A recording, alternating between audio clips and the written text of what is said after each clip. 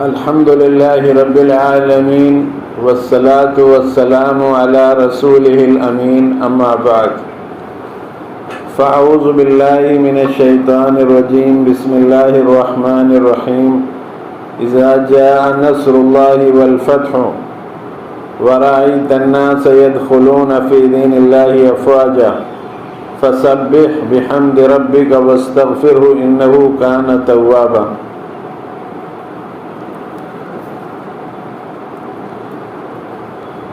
میرے بھائیوں،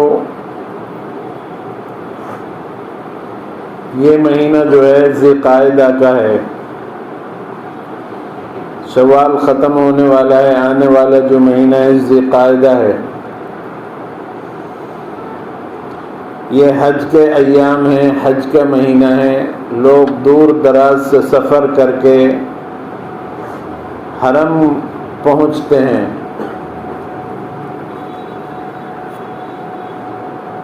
جہالت کے دور میں لوگ حج کرتے تھے، مکہ کو اور بیت اللہ کو محترم سمجھتے تھے اسلام نہ ہونے کے باوجود،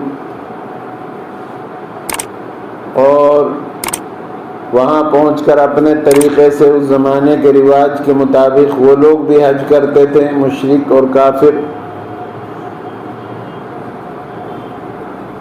رسول اللہ صلی اللہ علیہ وسلم جب سن ہجری 9 آئی تو اللہ نے آپ پر حج فرض کر دیا، اس امت پر۔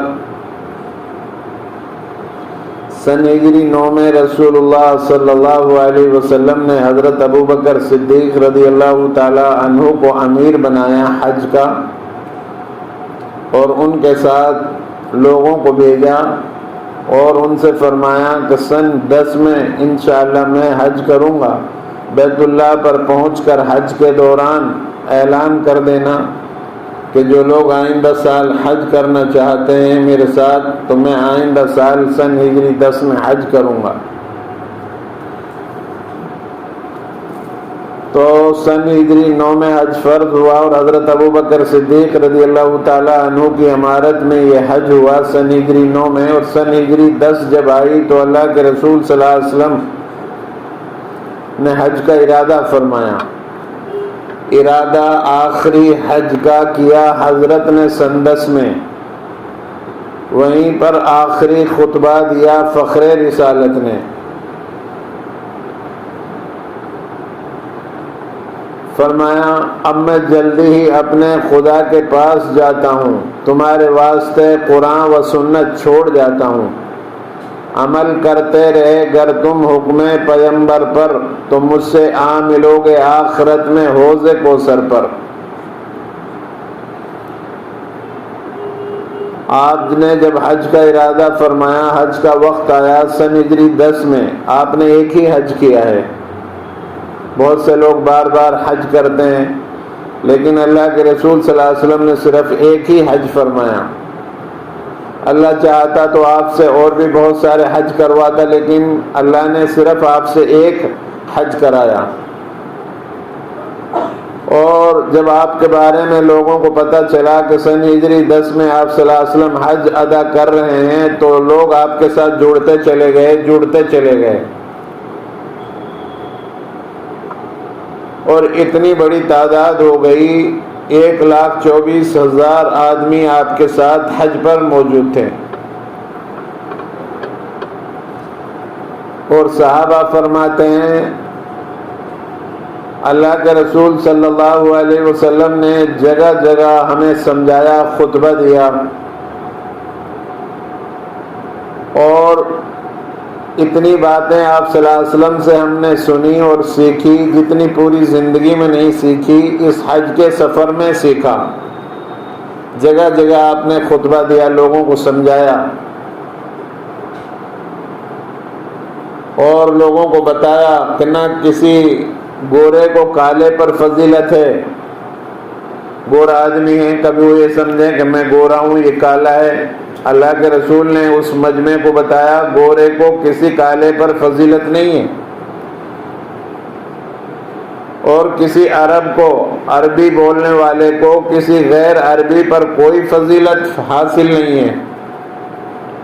آدم کو اللہ نے مٹی سے بنایا اور تم سب آدم کی اولاد ہو. کوئی کسی پر برتری حاصل نہیں کر سکتا. کبھی کوئی یہ سمجھے کہ میں خاندانی اعتبار سے، نسل کے اعتبار سے بڑا آدمی ہوں، ایسا نہیں ہے. خاندان اور حسب، نسب، کالا گورا، عربی اجمی کو ختم کر دیا اللہ تبارک و تعالیٰ نے. فرمایا تم میں اگر کوئی زیادہ اللہ کے قریب ہے تو وہ ہے جس کے اندر تقوی زیادہ ہے. اللہ کے نزدیک رشتہ اللہ سے ان لوگوں کا زیادہ ہوگا جو اللہ کے خوف رکھنے والے، اللہ سے ڈرنے والے، اللہ کے احکامات کو اچھی طرح ادا کرنے والے. ان لوگوں سے اللہ کا رشتہ زیادہ، اور یہ قیامت کے دن درجات میں اللہ کے قریب ہوں گے.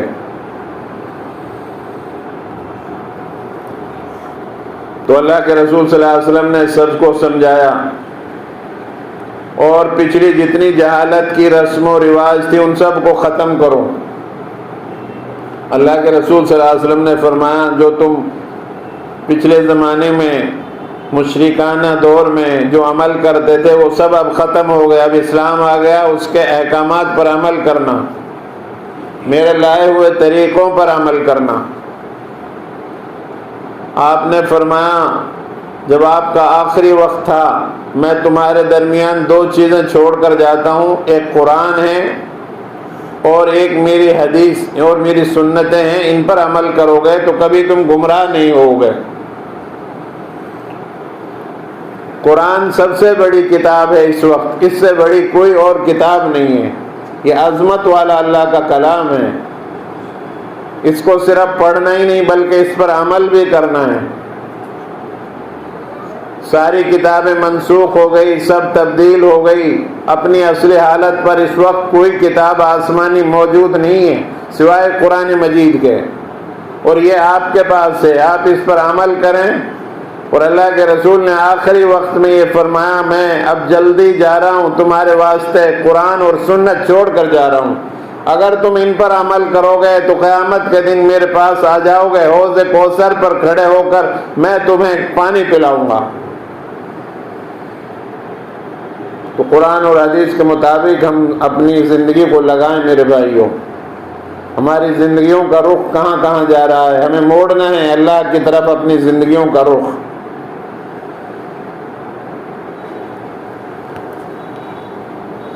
ایک مرتبہ عبداللہ ابن مبارک، یہ محدث ہیں، یہ جو ہے حج کرنے کے لیے جا رہے تھے اپنے قافلے کے ساتھ. بہت سارے لوگ ان کے ساتھ میں حج کرنے کے لیے جا رہے تھے. اس زمانے میں ہوائی جہاز نہیں تھے، نہ ریل تھی، نہ بسیں تھی، نہ گاڑیاں تھی. پیدل سفر ہوتا تھا یا اونٹوں پر، سواریوں پر. پانی بھی نہیں ملتا تھا. راستوں میں بہت سارے لوگ پانی کے بغیر ہلاک ہو جاتے تھے، جانور تک ختم ہو جاتے تھے. اونٹ اور گھوڑے وغیرہ جب پانی نہیں ملتا تھا تو راستے میں ہلاک ہو جاتے تھے بیچارے. تو جگہ جگہ ٹھہرنا ہوتا تھا سفر کے دوران، اور سفر بھی بہت پرخطر ہوتے تھے. چلتے ہوئے لوگوں کو لوگ جو ہے بیچ دیتے تھے اور پھر ان کو غلام بنایا جاتا تھا. مستقل وہ غلامیت میں رہتے تھے. بڑے پرخطر راستے ہوتے تھے. عبداللہ ابن مبارک حج کے لیے روانہ ہوئے اپنے ساتھیوں کے ساتھ. بہت سارے آپ کے ساتھ، آپ کی عمارت میں لوگ حج کرنے کے لیے سفر پر تھے. ایک جگہ پڑاؤ ڈالا تو ایک بستی کے قریب، تو وہاں دیکھا کہ ایک بچی ہے جو بہت ہی کمزور ہے اور دبلی پتلی ہے اور اپنی چادر اوڑھی ہوئی گاؤں کی کوڑی کے پاس آئی. اس نے دیکھا کہ ایک مردار چڑیا پڑی ہوئی ہے. مردار چڑیا کو اس نے چپکے سے اٹھایا اور ایسا محسوس نہ ہونے دیا کہ کوئی اسے دیکھے. اس نے چپکے سے اٹھایا اور اس کو اپنی جھولی میں ڈال لیا. یہ ماجرا عبداللہ ابن مبارک نے دیکھا. بہت بڑے محدث تھے، بڑے علامہ تھے اس زمانے کے اعتبار سے، بڑے شاگرد ہوا کرتے تھے ان کا، بڑے امیر بھی تھے. اللہ نے بڑا پیسہ عطا فرمایا تھا. تو اس بچی کو انہوں نے دیکھ لیا، وہ بچی اپنے گھر کی طرف چلنے لگی تو یہ بھی ان کے پیچھے پیچھے چلنے لگے۔ جب اس بچی کا گھر آیا تو اس بچی کو اس نے دیکھا اور ان کے دروازے پر یہ کھڑے ہوئے اور وہ بچی اندر چلی گئی۔ انہوں نے کھٹکھٹایا،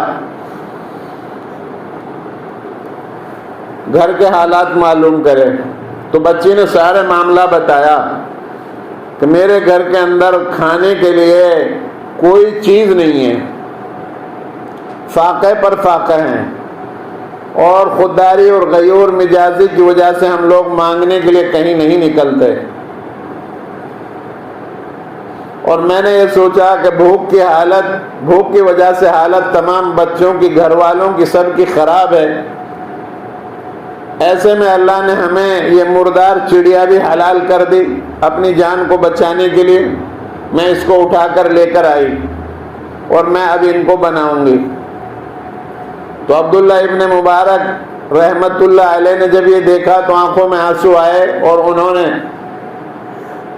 جتنا اپنے پاس اسباب تھا حج کے سفر کے لیے اور پیسہ تھا، دینار اور درہم تھے، اپنے ساتھیوں سے کہا کہ اس سال میں حج نہیں کروں گا، اور سارے اٹھا کر اس بچی کے گھر والوں کو اور ان کو دے دیا۔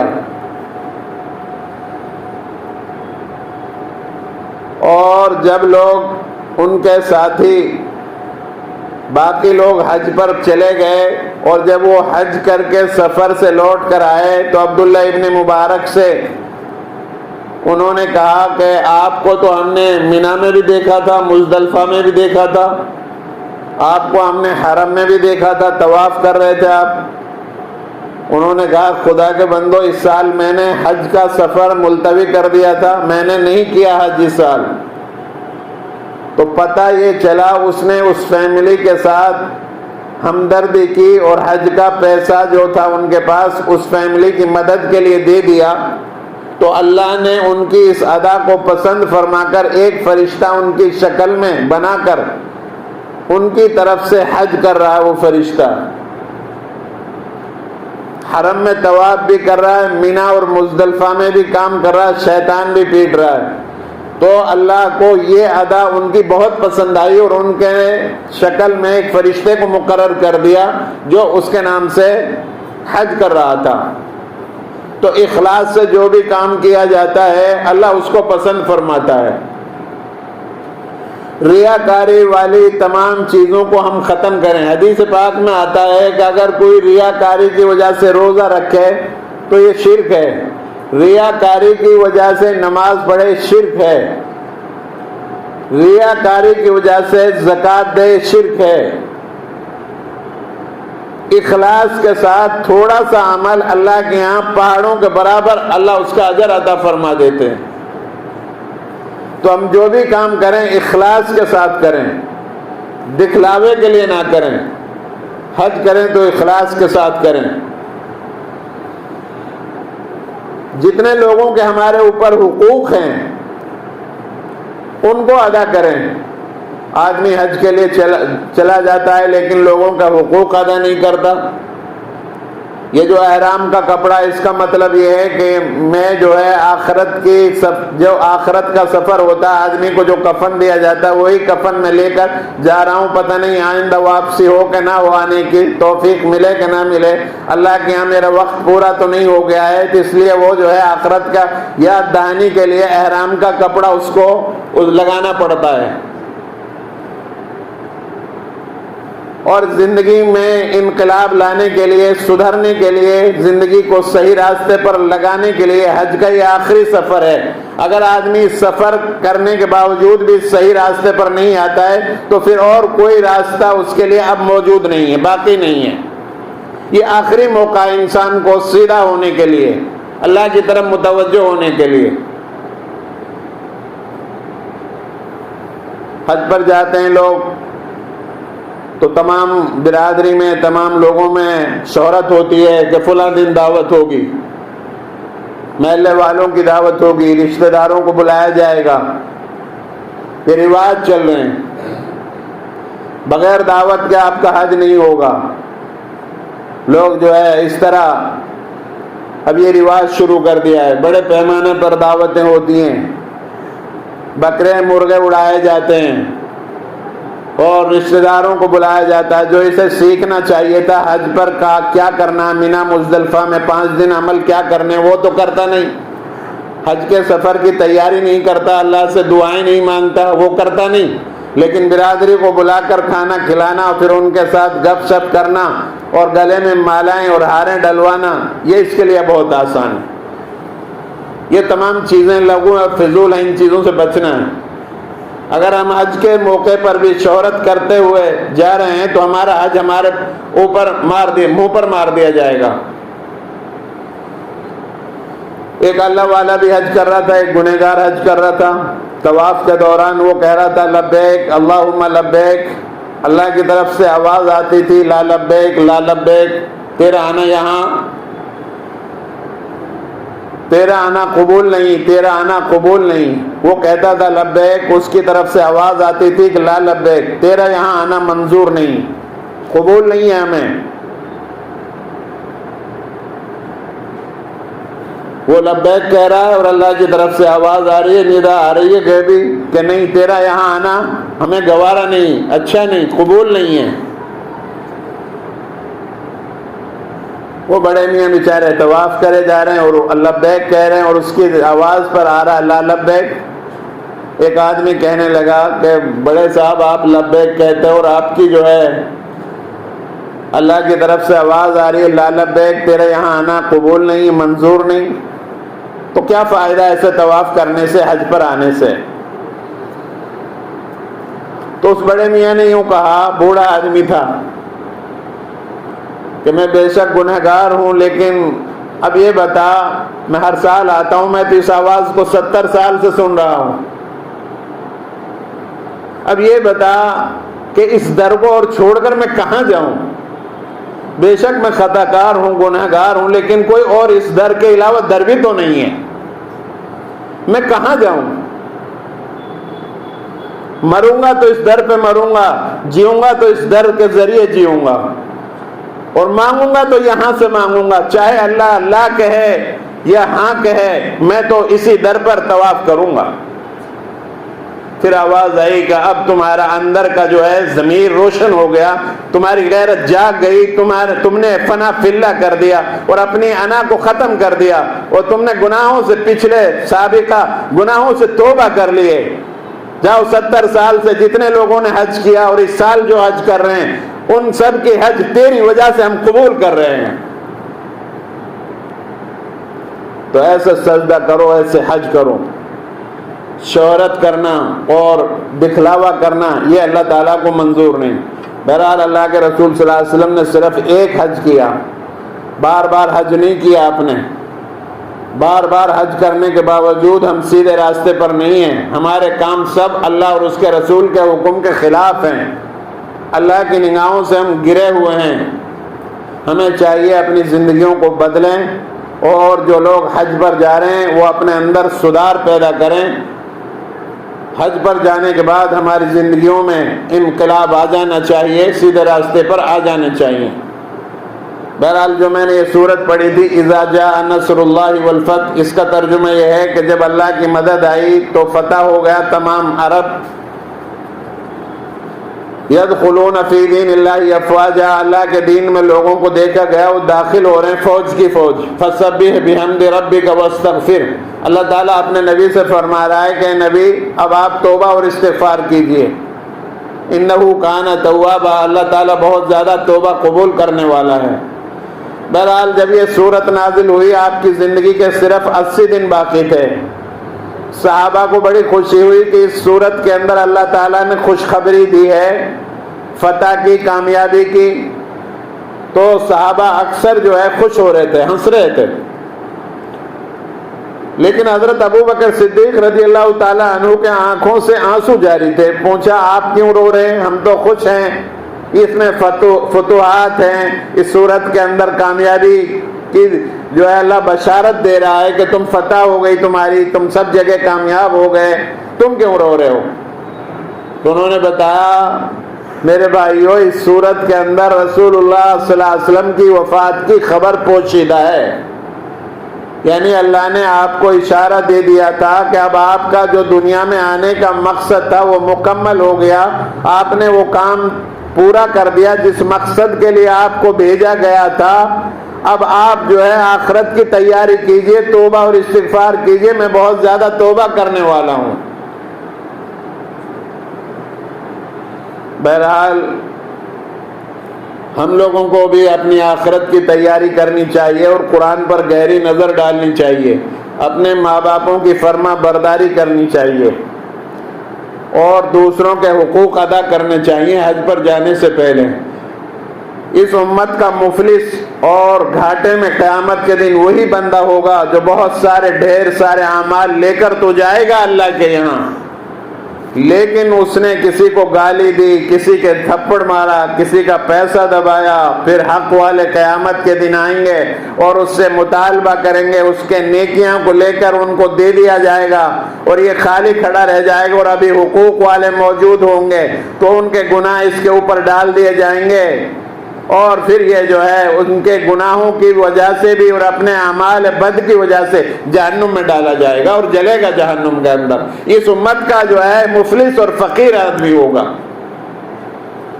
عبادت تو لمبی لمبی ہو رہی ہیں، دعائیں ہو رہی ہیں، تسبیح ہو رہی ہیں، قرآن اور نماز، نفلی نمازیں اور خوب تراویحیں ہو رہی ہیں، لیکن لوگوں کے حقوق ادا نہیں کرتے۔ دائیں بائیں لوگ ہم سے پریشان ہیں، تو یہ مناسب نہیں ہے۔ اچھے انسان بنیں، اخلاق اچھے پیدا کریں، اپنے اندر اخلاص کے ساتھ کام کریں۔ اللہ سے دعا ہے اللہ مجھے بھی آپ سب کو عمل کی توفیق عطا فرمائے۔ وآخر دعوانا ان الحمد للہ رب العالمین۔